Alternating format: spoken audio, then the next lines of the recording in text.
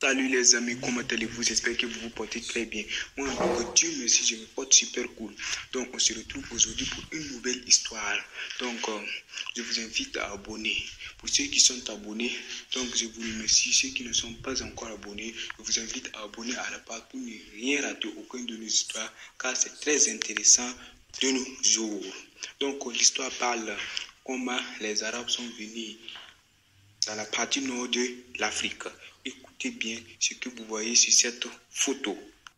L'esclave arabe avait déjà commencé en Afrique plus de 700 ans avant Jésus, avant la traite négrière, s'il vous plaît, 700 ans avant la traite négrière transatlantique européenne.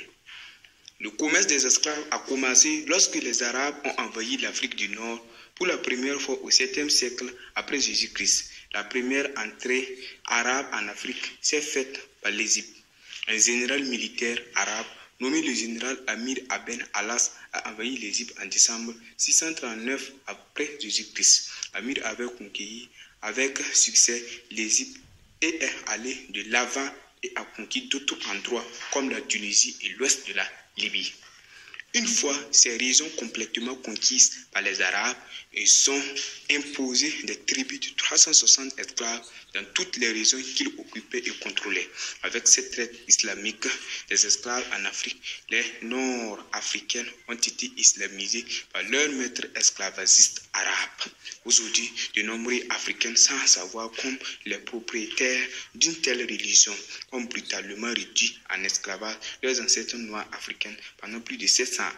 Rappelez-vous que chaque fois que vous voyez un Égyptien moderne prétendre être d'origine nord-africaine, Stephen Brown, traduit par Ramses Kham. Donc, c'est la fin de cette vidéo. Merci d'avoir suivi la vidéo jusqu'à la fin. Donc, je vous invite à ne pas rater. Abonne-toi à la page pour ne rien rater la prochaine vidéo. Donc, bonne suite à vous. Ciao.